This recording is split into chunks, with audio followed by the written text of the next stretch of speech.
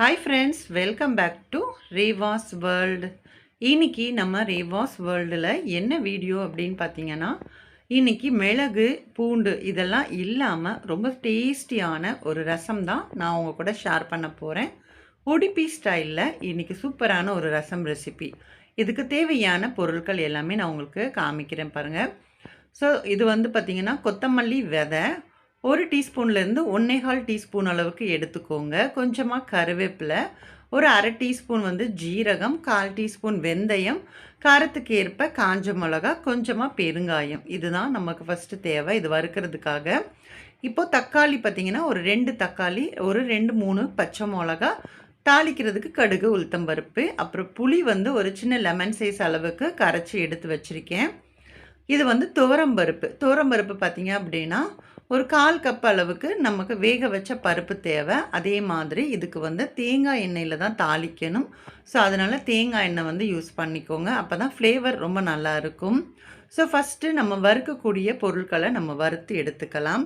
கொஞ்சமாக தேங்காய் எண்ணெய் வந்து சேர்த்துட்டேன். இப்போ வந்து மல்லியை சேர்த்துக்கோங்க. அதுக்கப்புறமா ஜீரகம், மற்ற எல்லா பொருட்களையுமே நம்ம ஒன்றா கூட சேர்த்துக்கலாம். ஏன்னா ஒரே மாதிரியான ஈக்குவலான வறுக்கிறதுக்கு டைமில் தான் நமக்கு வறுக்கும். ஏன்னா ரொம்ப நேரம் வறுப்படுற மாதிரியான பொருட்கள் இல்லை அப்படிங்கிறனால நான் வந்து சேர்த்துக்கிட்டேன். ஸோ இதெல்லாமே வறுத்துட்டு அதுக்கப்புறமா பெருங்காயம் இருக்கு இல்லையா, அது எல்லாமே சேர்த்து வறுத்துக்கோங்க. நல்லா பொரிஞ்சு வந்துடும். ஏன்னா பொடியாக இருந்துச்சு அப்படின்னா பிரச்சனை இல்லை. இது வந்து கொஞ்சம் கட்டி பெருங்காயம் அப்படிங்கிறனால எல்லாத்தையுமே சேர்த்துட்டு அந்த எண்ணெயிலே நமக்கு வந்து வறுத்து எடுத்துக்கலாம். டெய்லியும் ஒரே மாதிரி மிளகு ஜீரகம் சேர்த்து ரசம் வைக்கிறதுக்கு பதிலாக இந்த மாதிரி ஒரு டைம் வந்து ட்ரை பண்ணி பாருங்கள், ரொம்ப நல்லாயிருக்கும். இப்போ வறுத்த பொருட்களை ஒரு பிளேட்டில் கொட்டிட்டு லைட்டாக ஆற வச்சுட்டு இதை வந்து நம்ம அரைக்க போகிறோம். ஃபஸ்ட்டு வந்து நம்ம தண்ணி சேர்க்காமல் இதை வந்து நம்ம திரிச்சிக்கணும். அதுக்கப்புறமா தண்ணி சேர்த்து நல்லா ஃபைன் பேஸ்ட்டாக நம்ம அரைச்சி எடுத்துக்கணும். எப்பயுமே நம்ம ரசம் அப்படின்னா நம்ம திரித்து அப்படியே தான் சேர்ப்போம் இல்லையா, இது வந்து நம்ம அரைச்சி சேர்த்துக்கணும். தண்ணி ஊற்றி நம்ம வந்து நல்லா கிரைண்ட் பண்ணி தான் நம்ம வந்து யூஸ் பண்ண போகிறோம். ஸோ அதனால் லைட்டாக ஃபஸ்ட்டு சுற்றி எடுத்துட்டேன். அதுக்கப்புறமா தண்ணி சேர்த்து நல்லா ஃபைன் பேஸ்ட்டாக அரைச்சி எடுத்துக்கிறேன். இப்போ தாளிப்பு வந்து நம்ம ரெடி பண்ணிக்கலாம். அதே பாத்திரத்தில் கொஞ்சமாக எண்ணெய் சேர்த்துக்கோங்க. அதுவும் நான் தேங்காய் எண்ணெய் தான் சேர்த்துக்கிறேன். கடுகு உளுத்தம்பருப்பு இது ரெண்டுமே நல்லா பொரிஞ்சு வர டைமில் 2 காஞ்ச மிளகாவை கிள்ளி போடலை, அப்படியே தான் நான் சேர்த்துக்கிறேன். ஏன்னா காரம் அதிகமாக வேண்டாம். இது பார்க்குறதுக்கும் அந்த ஒரு ஃப்ளேவர் லைட்டாக ஒரு ஃப்ளேவருக்காக மட்டும்தான் நான் சேர்த்துக்கிறேன். ஸோ நீங்கள் வேணும் அப்படின்னா சேர்த்துக்கோங்க, இல்லை அப்படின்னா ஸ்கிப் பண்ணிக்கலாம். இப்போ இதில் கொஞ்சமாக கருவேப்பிலை வந்து சேர்த்துட்டு ஒரு 3 பச்சை மிளகாவை இந்த மாதிரி கட் பண்ணிவிட்டு சேர்த்துக்கோங்க. ஏன்னா இதோட காரம் கொஞ்சம் நல்லா இருக்கும் அப்படிங்கிறனால சேர்த்துக்கோங்க. அதே மாதிரி ரசத்துக்கு உங்களுக்கு காரம் எவ்வளோ வேணுமோ அந்த அளவுக்கு நீங்கள் காஞ்ச மிளகாவை சேர்த்துக்கலாம். நான் இன்றைக்கி ஒரு 4 காஞ்ச மிளகா சேர்த்தேன்னா, உங்களுக்கு நல்ல கார சாரமாக சாப்பிடுவீங்க அப்படின்னா இன்னுமே 1-2 எக்ஸ்ட்ரா சேர்த்துக்கலாம். இப்போ இது கூட தக்காளி சேர்த்துட்டு இதை வந்து கொஞ்சம் நல்லா மசிகிற அளவுக்கு நம்ம வதங்கணும். ஸோ அதனால் நான் கொஞ்சமாக உப்பு சேர்த்துட்டு இது கொஞ்சம் நேரம் நல்லா மசிகிற அளவுக்கு கொஞ்சம் வதங்கி வரட்டும். இப்போது இது கூட கொஞ்சமாக வந்து மஞ்சள் தூள் வந்து சேர்த்துக்கலாம். ஒரு அரை டீஸ்பூன் அளவுக்கு மஞ்சள் தூள் சேர்த்துட்டு இன்னுமே கொஞ்சம் நேரம் வதங்கணும் அப்படிங்கிறதுனால கொஞ்சம் நேரம் நான் வதங்க விடுறேன்.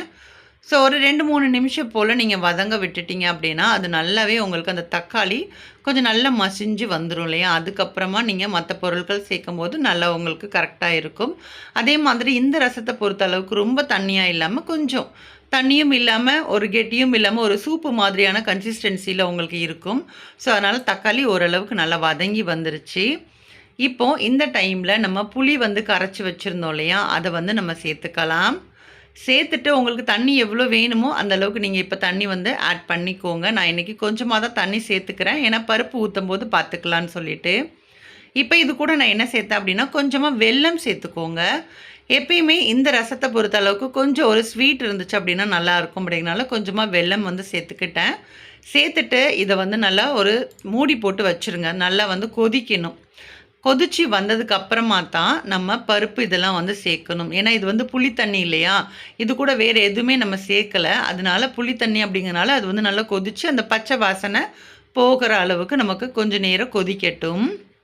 இப்போது நல்லா கொதித்து வந்துருச்சு. இந்த டைமில் நம்ம ஆல்ரெடி வேக வச்ச பருப்பில் கொஞ்சமாக தண்ணி சேர்த்து மிக்ஸ் பண்ணி நான் வந்து ஊற்றிக்கிட்டேன்.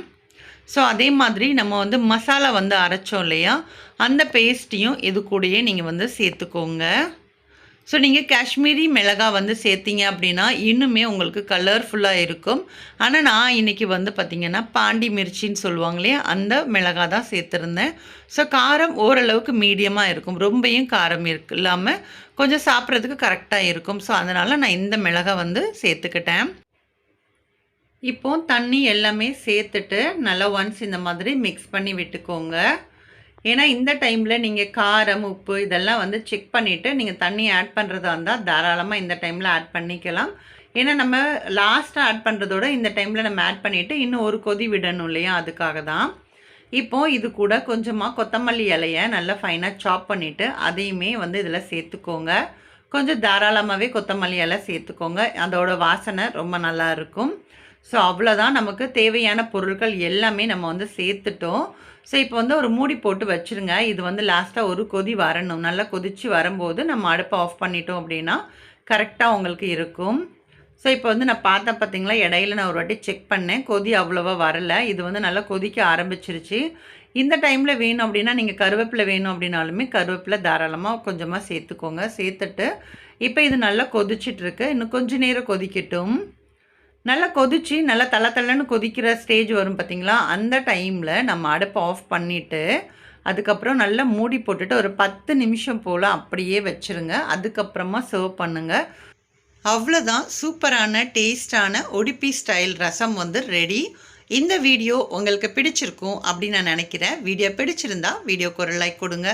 அதே மாதிரி நம்மளோட ரேவாஸ் வேர்ல்ட் சேனலை இது வரைக்கும் நீங்கள் சப்ஸ்கிரைப் பண்ணலை அப்படின்னா ப்ளீஸ் சப்ஸ்கிரைப் பண்ணிவிட்டு சப்போர்ட் பண்ணுங்கள். நெக்ஸ்ட் ஒரு இன்ட்ரெஸ்டிங்கான வீடியோவோட மீண்டும் உங்களை வந்து சந்திக்கிறேன். பாய். தேங்க்ஸ் ஃபார் வாட்சிங்.